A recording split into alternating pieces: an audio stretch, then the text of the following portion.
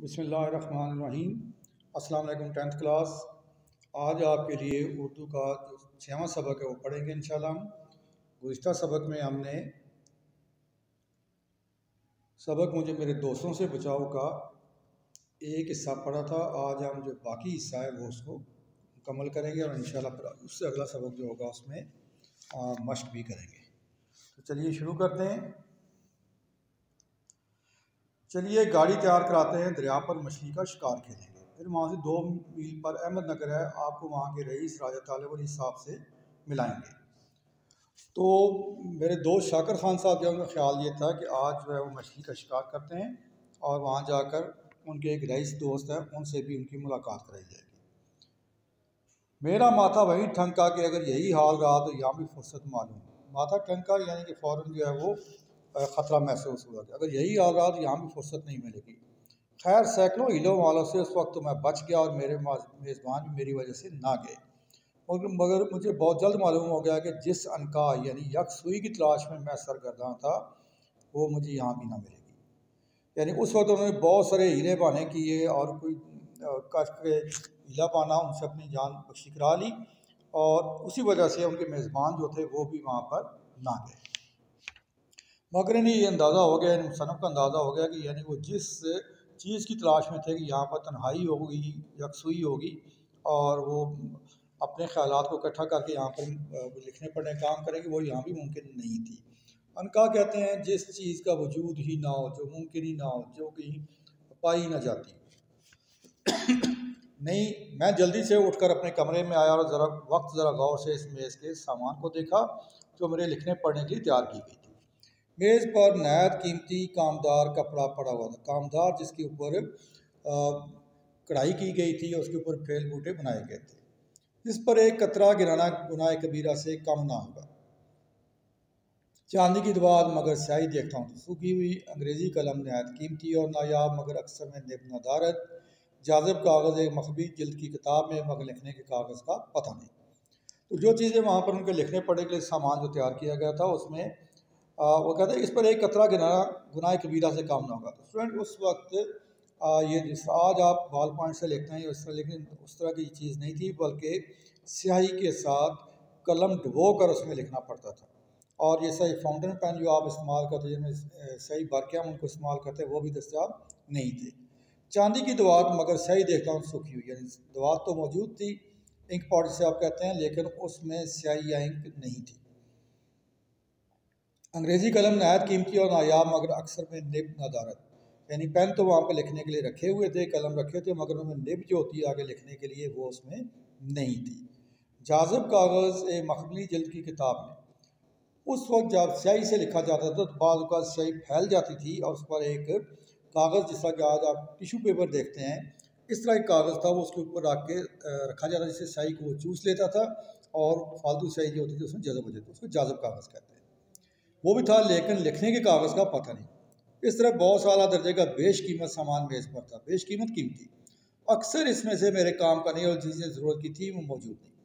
आखिरकार मैंने वही अपना पुराना इस्तेमाली मगर मुफीद बक्स और मामूली दुआत और कलम निकाला और लिखना शुरू किया। यानी कि उनके पास अपना ज़ाती सामान लिखने पढ़ने के लिए आए थे, उसी से उन्होंने लिखना शुरू किया। ये ज़रूरत जिन मुर्गान खुशनवा की तारीफ़ में शोरा इसका रतबुलसान है, उनकी अनायत से मैं खुश नहीं हुआ कि सब के सब मेरे कमरे के नीचे दरख्त पर जमा हो गए और शोर मचाना शुरू कर दिया। तब मैंने उनकी कोशिश करके उनकी तरफ से कान बंद कर लिया, काम में हमातन मशगूल हो गया। यानी सनब जो कह रहे हैं कि इसके बाद उन्होंने ये किया कि अपना लिखने पढ़ने का काम शुरू किया और लेकिन मुर्गान जमा मुर्गी, इससे मुराद परिंदे होता है, खुशनुमा खूबसूरत बोलने वाले, यानी इस तरह के कहते हैं परिंदे वहाँ पर जमा हो गए और बोलने लगे जिनकी तारीफ़ में शोरा इसका रतबुल लिसान है। यानी शोरा अक्सर तारीफ़ करते हैं परिंदों के बोलने की, इनकी खूबसूरत आवाज़ों की। लिसान कहते हैं ज़ुबान को, रतब कहता है मिठाई को और खजूर को भी कहा जाता है, यानी कि ज़ुबान का मीठा होना। यानी शोरा जो उनकी तारीफ़ करते हैं ज़ुबान मीठी करके। इनकी अनायत से मैं खुश नहीं हुआ, यानी कि उन परिंदों को पा के मैं खुश नहीं हुआ कि सब के सब मेरे कमरे के नीचे दरख्त पर जमा हो गए और शोर मचाना शुरू कर दिया। तो कहते हैं मैंने उनकी तरफ से तवज्जो हटा के अपना काम शुरू करना चाहा। तन तन तन तनाना छन ना तन तन तन। मैं ऐसा मसरूफ़ था कि दुनिया और माफिया की खबर नहीं, दुनिया माफिया कहते हैं उसके बाद, या दुनिया और उसके अलावा जो चीज़ें मुझे उनकी खबर ना थी। यका या के इस तन तन ने चौंका दिया, ये क्या है। उफ़ो, अब मैं समझा मेरे कमरे करीब शाकर खान साहब के छोटे भाई का कमरा है। उन्हें मौसीकी में बहुत दखल है, यानी वो मौसीकी को बहुत पसंद करते हैं और इस वक्त सितार से शौक फरमा रहे थे। बहुत खूब बजा रहे हैं, यानी वो सितार बजा रहे थे। कोई आधा घंटा उन्होंने मौसीकी की मशक फरमा कर मुझे मेरी ख्वाहिश के ख़िलाफ़ महसूस फरमाया, खुश किया। फिर किसी वजह से वो अपने कमरे से चले गया और खामोशी तारी होगी, तो मुझे फिर अपने काम का ख्याल आया। ऐ मेरे ख्यालात, तुम ही मेरा गंजीना, मेरा ख़जाना हो, खुदा के लिए रहम करो, मेरे दिमाग में फिर आ जाओ। यानी आप सलम की ख्वाहिश थी कि गंजीना भी ख़जाने को कहा जाता है, कि जो ख्यालात उसके ख़जाने की सूरत में उसके पास जमा थे वो दोबारा आ जाएँ। ये कह के मैंने कागज़ की तरफ मुतवज्जह हुआ कि देखूँ कहाँ छोड़ा, यानी कि लिखना कहाँ पे ख़त्म किया था। जिनकी कदर आप कहाँ भूल पड़े, इतने दिनों कहाँ रहे। यानी वो उनकी तहरीर थी, ये क्या मोमल फ़िक्रा हो, ला हौल वला कुव्वता, मैं भी क्या गड़बड़ कर रहा हूँ। ये मुसन्निफ़ कहता है जो कि मैंने ऊपर वाला फ़िक्रा लिखा ये तो बिल्कुल बेमानी है और उसका तो कोई मौका महल ही नहीं।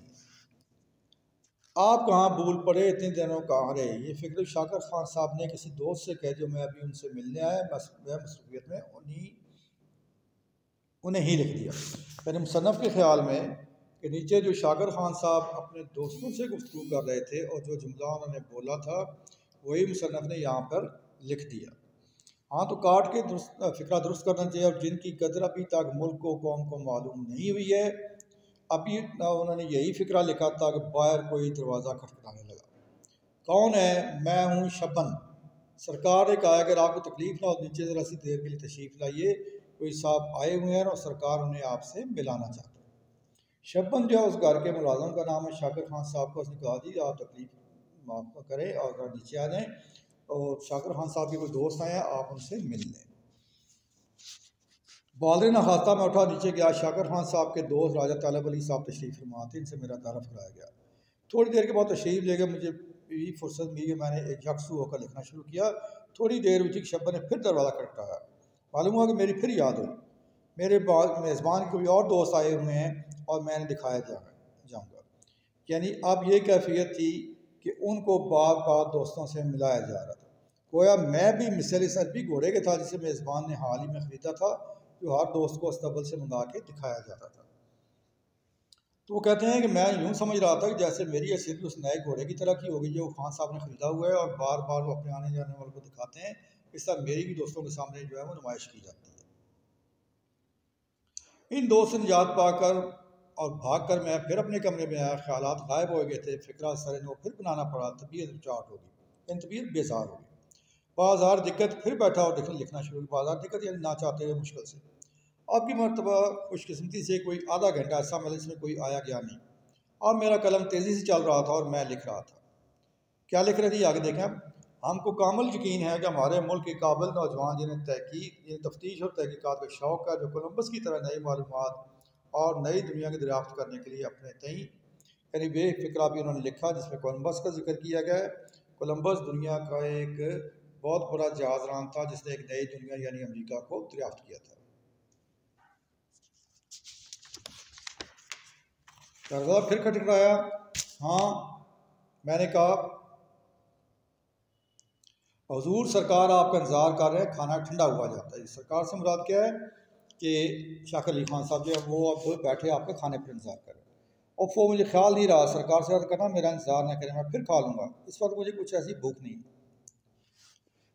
तो उन्होंने कहा कि इस वक्त खाने का उनका कुछ जो है उनको ख्याल नहीं है, इस वक्त खाने की उनको ज़रूरत नहीं है और आइंदा नस्लों के ज़ेरे बार एहसान करेंगे। यही नौजवान है जो कौम की कश्ती को खुदा की मदद पर भरोसा करके ख़तरात से बचाते हुए साहिल मुराद तक पहुँचाते हैं। ज़िंदगी और मौत का लाने हल मसला, यानी ये तहरीर उन्होंने अभी तक लिखी थी। फिर दस्तक हुई दरवाजे पर, क्या है? सरकार कहते हैं अगर आप थोड़ी देर में खाएंगे तो हम भी उसी वक्त खाएंगे, मगर खाना ठंडा होकर बिल्कुल बेमज़ा हो जाएगा, बिल्कुल ख़राब हो जाएगा। यानी शाकिर खान साहब ने पैगाम भिजवाया कि अगर आप नहीं खाते तो हम भी इंतज़ार किए जाते हैं और फिर आपके साथ ही खाएंगे, लेकिन इस वक्त खाना ठंडा हो जाएगा, ख़राब हो जाएगा। अच्छा भाई, लो भी आया। ये कह के मैं खाने के लिए जाता हूँ, साहब से माजरत करता हूँ। मेज़बान नहायत अखलाक से फरमाते हैं, चेहरे पर थकन मालूम होती है, क्या बहुत लिख डाला। और देखो मैं तुमसे कहता था ना कि शहर में ऐसी फुर्सत और खामोशी कहाँ। सिवाय इसके कि मैं अमन सदकना कहूँ, यानी अमन अमन व सदकना का मतलब क्या है कि आप सच्चे हैं और आप दुरुस्त कह रहे हैं।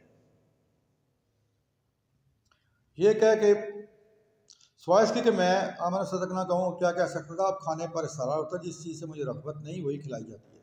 यानी जो कुछ वो खाना नहीं चाहते वो ही उनको बार बार इसरार करके खिलाया जा रहा है।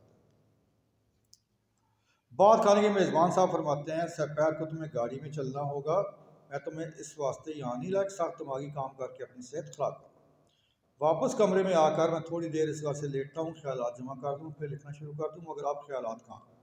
मजमून उठाकर देखता हूँ, ज़िंदगी और मौत का लाने हल मसला, यानी ज़िंदगी और मौत का हल ना होने वाला मसला। इसके मतलब क्या लिखने वाला था, इन अल्फाज के बाद कौन से अल्फाज दिमाग में थे, अब कुछ ख्याल नहीं। इसको पहले फिक्र से क्यों कर रब्ता पैदा करना चाहिए, यूँ ही पड़े पड़े नींद आ जाती है, तीसरे पैर उठाऊँ दिमाग बहुत सही पाता है। ज़िंदगी और मौत का लानिहल मसला बिल्कुल हल हो जाता है और पूरा फिक्रा आईने की तरह साफ नजर आने लगता है। मैं खुशी खुशी उठकर मेज़ पर गया और लिखना चाहता था कि फिर वही दस्तक। नौकर तलाश दिया कि गाड़ी तैयार है, सरकार कपड़े पहने आपका इंतजार कर रहे हैं। मैं फ़ौरन नीचे जाता हूँ तो पहला फिक्र जो मेज़बान से कहते हैं वो होता है, आज तो दस्ते के दस्ते लिख डालें। दस्ते यानी कागज़ का जो आप 20-24 कागज़ों का मजमूआ जो खरीदते हैं उसे दस्ता कहा जाता है। मैं सच्ची बात कहूँगी कुछ भी नहीं लिखा, तो वहाँ उसका जवाब देते हैं, आखिर इस कदर कसरे नफसी की क्या ज़रूरत है। कसरे नफसी की यानी आजी की क्या ज़रूरत है। खुदा के वास्ते झूठी न खाइए कसमें, मुझे यकीन हुआ मुझको एतबार आया। यानी वो कहते हैं कि जी ठीक है, मैंने आपकी बात का एतबार किया। मेल मिलाकर शाम को वापस आए, खाने के बाद बातें हुई, सोने के वक्त अपना दिन भर का काम देखता हूँ, एक सफ़े से ज़्यादा नहीं है, वो भी बेरब्त तो बेसिलसिला। गुस्से में और रंज में आकर उसे फाड़ देता हूँ, यानी नाराज़गी में, और दूसरे रोज़ अपने मेज़बान को नाराज़ करके अपने घर वापस चला आता हूँ। मैं ना शुक्र और आसान फरामोश कहाँ जाऊँगा, अगर मैं मजबूर हूँ, इस अजीज़ और मेहरबान दोस्त को भी छोड़ दूँगा। मैंने ज़रा तफसील से इनका हाल बयान किया, मगर ये ख्याल न करेंगे यही अहबाब की फहरिस्त ख़त्म होगी जिनसे मैं उससे तलब कर सकता हूँ, यानी लगी इख्तियार कर सकता हूँ। अभी बहुत से बाकी मसलन एक साहब जो मुझसे कभी नहीं मिलते, मगर जब आते हैं मैं उनका मतलब समझ जाता हूँ। यह हज़रत हमेशा कर्ज मांगने के लिए आता है। एक साहब जो हमेशा ऐसे वक्त में आते हैं जब मैं बाहर जाने वाला होता हूँ। एक साहब जो मुझसे मिलते हैं, कहते हैं, मियाँ असल से मेरा दिल चाहता है तुम्हारी दावत करूँ, मगर कभी अपनी ख्वाहिश को पूरा नहीं करते। एक दोस्त हैं, वो आते ही सवालात की बौछार शुरू कर देते हैं। जब मैं जवाब देता हूँ तो मुतवज्जो होकर नहीं सुनते, या अखबार उठाकर पढ़ने लगते हैं या गाने लगते हैं। एक साहब है, जब आते हैं तो अपनी कही जाते हैं, मेरी नहीं सुनते। ये सब मेरे इनायत फरमा और खैर तलब है, यानी कि मुझ पर मेहरबानी करने वाले, मेरा अच्छा चाहते हैं, मगर अपनी तबीयत को क्या करूँ। साफ साफ कहता हूँ, इनमें से हर एक से कह सकता हूँ कि मुझ पे एहसान जो ना करते तो ये एहसान होता। स्टूडेंट्स, इसके साथ आपका आज का सबक ख़त्म हुआ। 2 हिस्सों में हमने सबक को पढ़ा है। इंशाल्लाह अब तो तीसरा लेक्चर होगा, उसमें हम इसकी मशक भी करेंगे। इसके साथ आपको होमवर्क भी दिया जाएगा। तो उस वक्त तक के लिए अल्लाह हाफ़िज़।